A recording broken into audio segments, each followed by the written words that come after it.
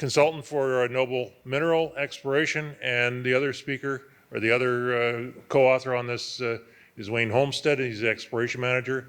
And we should have also put John Grant on here because he had a lot of input from the actual work, geophysical end of things, and the interpretation of a bunch of this. We're going to be talking, I'm going to be giving you 3 different short presentations. All right, and see if we can do this. There we go. All right, so the 3 talks we'll be giving are, it's the quest for Kid Creek 2, the Cousino Boulder, and Nagagami Rare Earths. And we're going to start off with the quest for Kid Creek 2. All right. We're in the Abitibi greenstone belt, shown there. Kid Creek Mine is the star just north of Timmins, and the Kid Creek 2 project is located just 2 kilometers north to northwest of the Kid Creek Mine. So we're in good proximity to the monster, if you want to call it that. All right.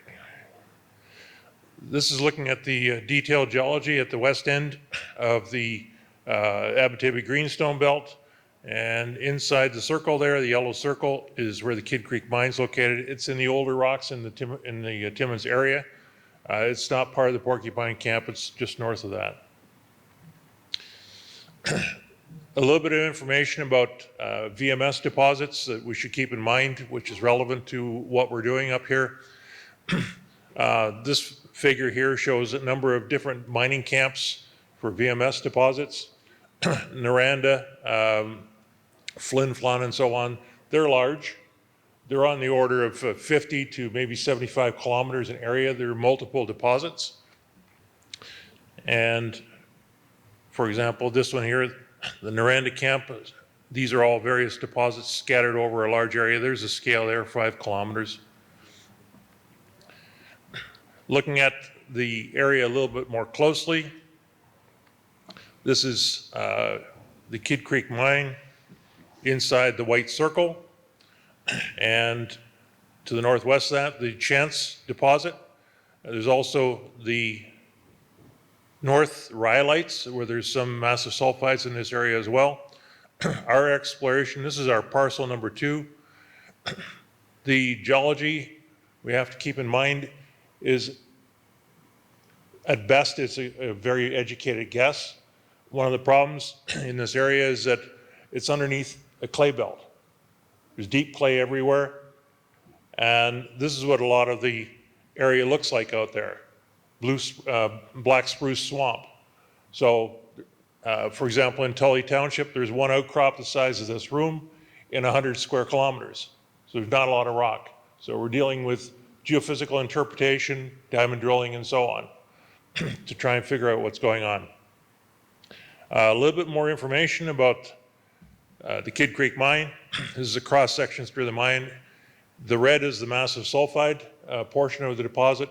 Extends down to 10,000 feet or 3 kilometers. And there's a number of stratigraphic units. The cross section through the deposit, shown here on this side here, this is the Kid Creek ultramafic rocks at the bottom, tholeiites at the top, low and high titanium. Okay, and in yellow is rhyolites, in red is the massive sulfide deposits. And the age, somewhere around 2711 to 2717 million years. This is the North Rhyolite, similar stratigraphy. The tholeiitic rocks, ultramafic rocks at the bottom, the rhyolites in here with some massive sulfides. And these are massive breccia type, in the rhyolites, there's sections that are massive rhyolites, and that's relevant to some of the work, some of the drill core that's been drilled in the parcel A that we'll be talking about in a second. Okay, the Kid Creek, this is sketches of one of the stopes, the back, and the 2 walls. The basaltic rocks at the bottom here, a very thin layer of chalcopyrite, massive sulfides. In the yellow, there's a chalcopyrite stringer zone, and then on top is the massive sulfides. And quite often that has a lot of sphalerite in it. Complicated diagram. Don't want you to memorize this. The whole point of this diagram is to give you an idea of scale. This is at 7,000 feet. This is a plan of the deposit. This distance across here in yellow is where the stringer zone is for the deposit. It's about 150 meters.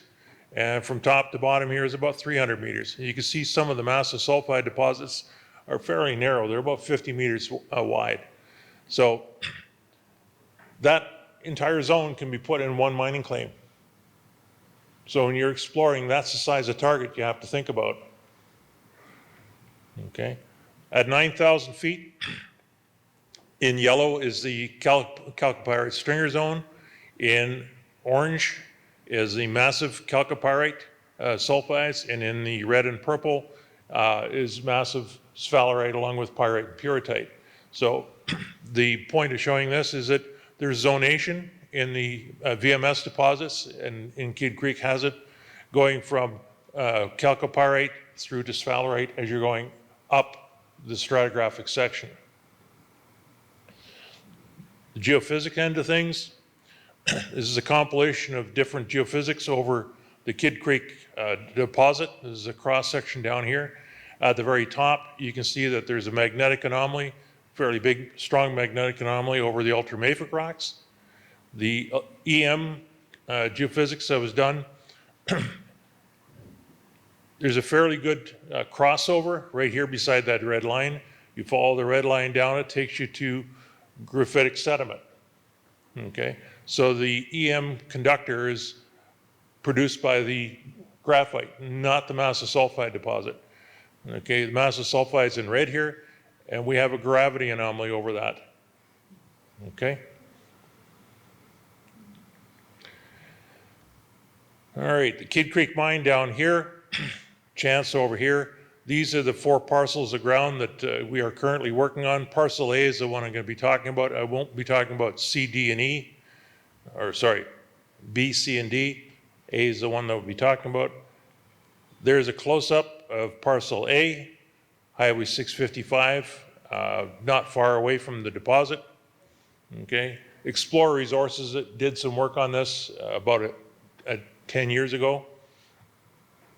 96, I think, was the last drilling in 97, or sorry, 2016, 17.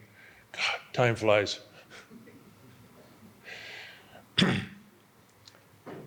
That's the same block of ground. This is chargeability for parcel A, IP survey. These are Explor Resources holes here, here, and down here. There were 2 other holes drilled before that. And one of the things we discovered when we looked at the drill core logs is that the angle between the drill hole itself and the rock schistosity is around 20 to 30 degrees on most of these holes. So we're drilling down dip. Most of the drilling that was done down dip. Okay. The chargeability anomaly here is running north-south. We laid out the IP survey based on the direction of the drill holes. And what happened was, as you can see, we've got these long anomalies. Okay. I'm going to show you in a minute, I'll show you the section between the red lines is the IP section. This is the resistivity for the same area. The resistivity low is down here in blue. Resistivity high, okay, is in red. And the same thing, we're going to look at that section. This is the pseudo section for that area. In the red box, you can see the chargeability and resistivity, and it follows down the length of the line. Okay, what that did, and we have metal factor down here. What I did was suggested that we redo the IP, we rotate the grid 90 degrees. Okay, and what we did is we picked 4 lines at the south end of the grid, and there's a reason for that I'll talk about in a minute. We redid those, and Well, we lined up, I'll look at that section between the two red arrows. Here's the pseudo section for that. And what we get is get a very nice chargeability, resistivity, anomaly, and metal factor. Okay, and instead of having something that's 500 meters long, we've got something that's smaller. So we have a better handle on which way this thing's oriented now. Okay. This is the same material, and I deliberately faded the chargeability in the background so you can have some idea of what we're dealing with. The different color blocks on the drill holes, we did a lithogeochem study on, grabbed about 50 samples as we were moving drill core. The Ishikawa alteration index, which is a good indication of hydrothermal fluids having moved through the crust. All the blue squares are less than 50% for Ishikawa. The yellow are in the 50 to 70% range. Orange are in the 70 to 90% range. And the red ones down here and down here, those are 90% plus. Very strong alteration. And what you can see is that the southeast quarter, that one claim here, is where all the alterations taking place.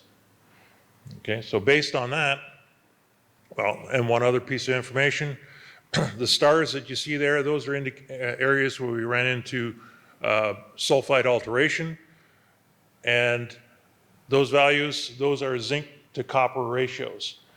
The lower the value, the higher the copper content. Okay, here's 795, is extremely high zinc content with very low copper.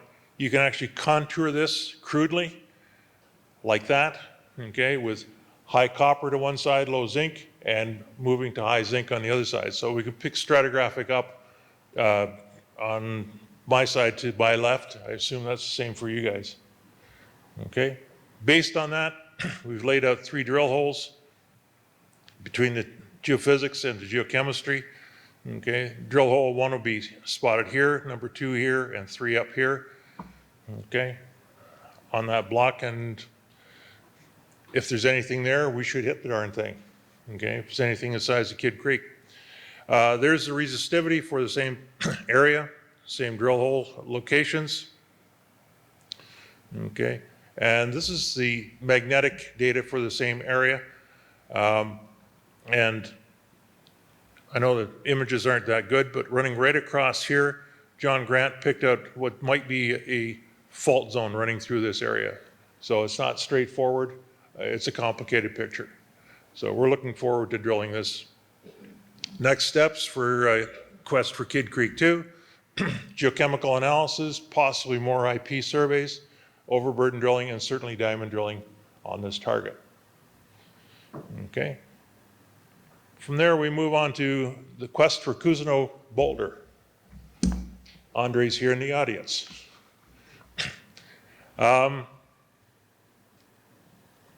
In my previous, before my 3rd retirement, I was the regional resident geologist for Timmins.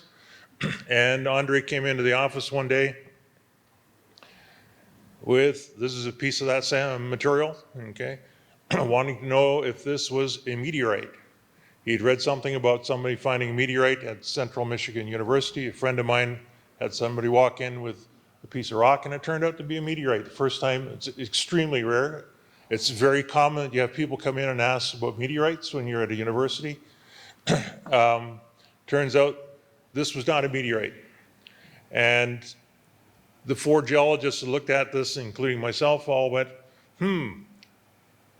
this is red, it's sparkly, or sorry, it's silvery, it's sparkly, it's heavy, and it has a red streak. It's an iron formation, specular hematite. Okay, well, we'll take a shot at it anyway. Andre left me a small piece. I sent it down to the lab in Sudbury, the geolabs, and I know you can't make this out, okay? I'm doing a study on the massive sulfide deposits.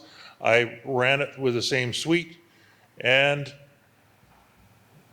we'll see if there's anything in there in the way of precious metals. Well, it turns out, yeah, right within 2 weeks I had silver, gold, platinum, palladium values, and the values for the gold were around 4 grams per ton. The silver was about 270, or 260, about 13 ounces. Pretty good. About a month later, I got zinc and lead values. 1% zinc, 3.5% lead.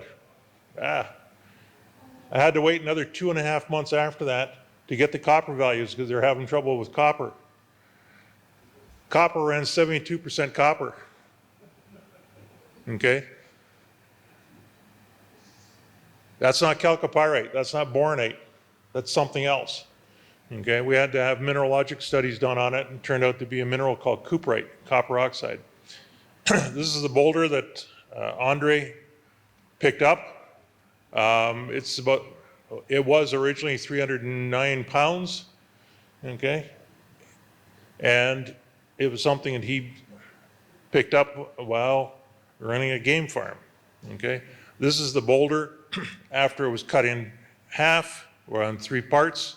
Apparently, according to Wayne, it was essentially like having slaughtered a moose. Everything was red, okay? And what's very difficult to bake out, but right down on this area here, there's native copper, okay? This is unusual. This doesn't belong in Northern Ontario, okay? That's where I started. The copper value. Why are we excited about the copper boulder? Well, this is a calculation for June 2nd. These are the current prices for those commodities. These are the commodities that we documented. This is the value. And down here, when you add it all up, $9,300 a ton is what this thing's worth. 4.5 ounces of gold per ton is what we're looking at. We don't know where it comes from yet. Okay. This is a photomicrograph or a shot through a binocular microscope. What you can make out here is a little triangle. This indicates they were dealing with an octahedral crystal, and the original image was fire engine red. Exactly the kind of colors and shapes you should find in crystalline cuprite. Okay, that was inside a small cavity. All right, where did we come from? Well, the boulder came from Hearst area. This is the general geology without the James Bay lowlands. Okay, that's the where the boulder came from, about 13 kilometers southwest of Hearst. Okay, and that area that I've highlighted, that's the Quitico metasedimentary belt. It's a metamorphic belt. Okay, there is another locality like this in Namibia, the Onganja mine, has cuprite in a high-grade metamorphic belt like this here. Okay, giving you a little bit more detail. Hearst, Jug, the little village that's down there, is very close to where the boulder came from. That's where Andre lived for a number of years. I'm going to zoom in on Jug. Okay, and inside the yellow box there, that was Andre's game farm. He ran a game farm where you can go and see moose. And what he did was he needed to dig a location for a pond for the moose. It's down in this location here. And that's where the boulder came from. He was using a backhoe, reaching down through the clay overburden to dig a pond and pull the boulder out. And didn't recognize it for what it was. Neither did we. But he carried it around, he dragged it around with him for 25 or 30 years, moved from Hearst area down to Kapuskasing, and that's where exactly what he did. Like the guy down in central Michigan, dragged the boulder around and finally brought it through the guy at the M&R, got a hold of me, and we had a look at it, okay? So, where did the boulder come from? Well, that's an esker running through there. That was a glacial stream from the melting glaciers flowing from north to south. We had a good look at it. We brought in a Pleistocene geologist for a couple of weeks to do a study of the area, and it's extremely fine sand. There's no boulders or anything in the esker at all, so it's not a source. We can eliminate that one. Okay. What Bob Stewart did, though, he looked at all the striations and all the other indicators that are in the till, did pebble counts and all kinds of things. We could have material from, the glaciers came in from two different directions, one just slightly east and north, the other one from the northwest. And so those are possible source directions. What we did when we had some idea of what we're looking at for source areas, we sampled. I abused a couple of people, gave them an auger with a 25-foot long stem, had them dig samples. You laugh, there are pictures of the auger standing as high as this room and lowering the thing down, digging down by hand, okay, because we didn't have any permits, this is just sampling. So collected samples and we got support. We did another series up here off the map. We got support for the direction some of these materials came from. So, all right. You probably can't see a whole heck of a lot on this. This is a magnetic survey from 1960s. It's done by the GSC and the OGS for all of the province of Ontario. You might be able to make out a general fabric in this direction. These are diabase dikes that run in that general direction. What we don't have, okay, that's where the boulder is located. We don't have an explanation for features like this, okay? Magnetic features, so potential source area for this boulder, because the boulder is somewhat magnetic. What we decided to do was we picked up a bunch of ground that's in the black line, and we flew an airborne survey over the area, and you can see the dikes running through here, and you can see these here. You can also see some other spots. We've picked up EM anomalies when we did the survey, okay? And from the boulder source here, that's one transport direction, the other one, so material could have come in from the northwest or from the north, okay? And we've picked up preliminary targets, exploration targets based on the EM and the magnetic highs or magnetic lows. What's the next step for the copper boulder quest? Prospecting. We got to go and see what's in some of these areas, some of these anomalies. Geochemical surveys. We don't know how deep. In some of the areas, there is a rock exposed in this area, so we might be able to get something there. IP anomalies, IP surveys over some of the geophysical targets to get a better idea of where they're located. Possibly more overburden drilling and certainly diamond drilling. All right. Quest for the Nagagami Carbonatite. Third project. Okay. The work that's been done up in that area, Algoma was up in the area in the late 50s, early 60s, and they were looking for iron formation to put in their steel mill in Sault Ste. Marie. What they came up with, they ran into a couple of not unreasonable niobium values in the carbonatite. The other things that we can find there from work that I've done elsewhere, like in Kapuskasing at the apatite deposit there, we can run into rare earth elements or phosphates, okay? We're not very far from the phosphate deposits being worked, okay? In yellow, this is where we're located. This is a big picture of Canada, okay?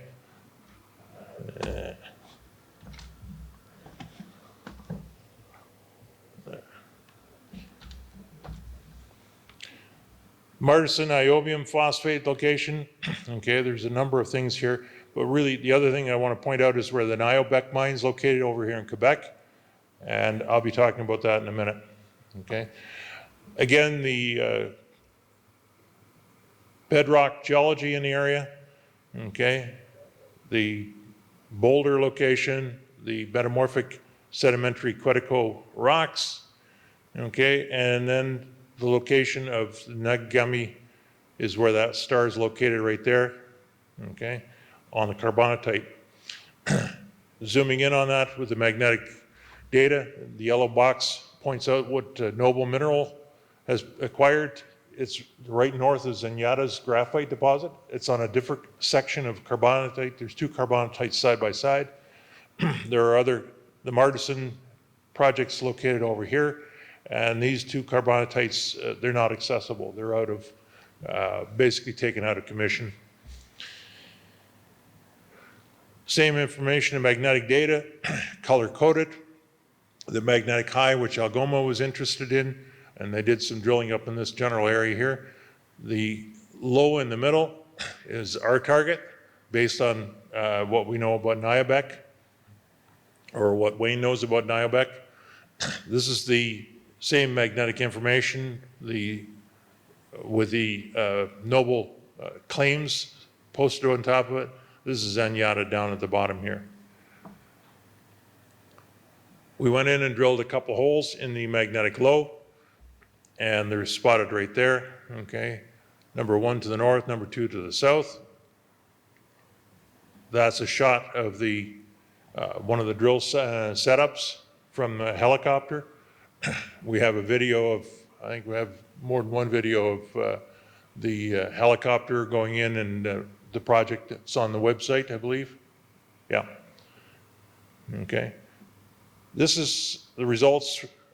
There are results from a number of sampling intervals, and this is the biggest one. This is from hole NG 2202.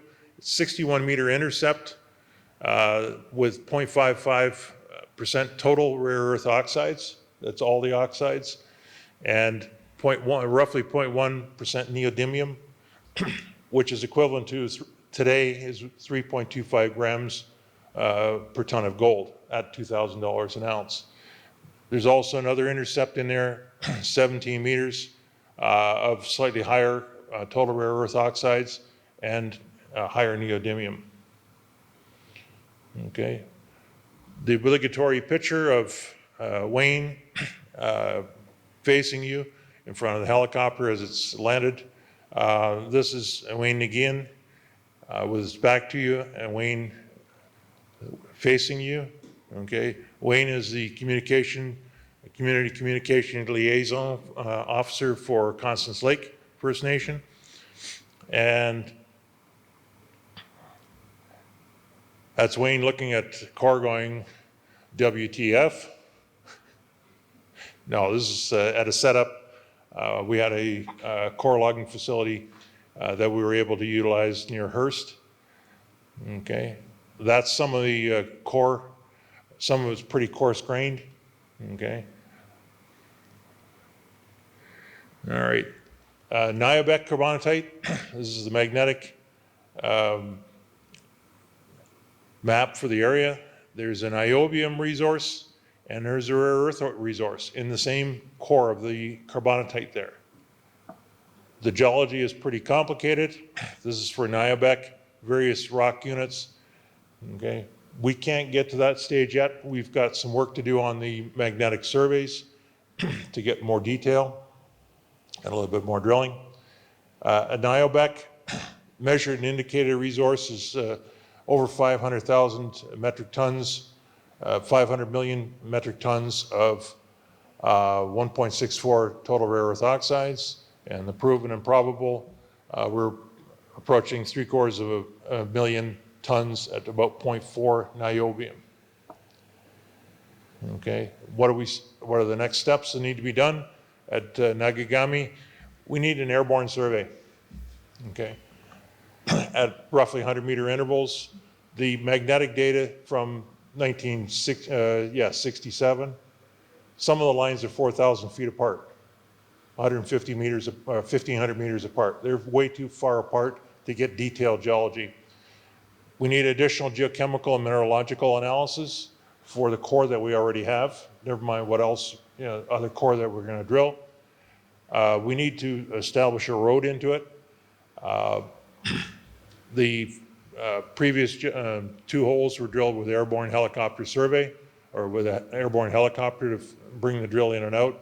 That's not cheap, but there looks like there's a couple of old trails through there that we should be able to cross the rivers that are in the area to actually access the area. And the last thing we do once we get enough geophysics, new geophysics, is diamond drill, more drilling, see what else is there. That's it, folks.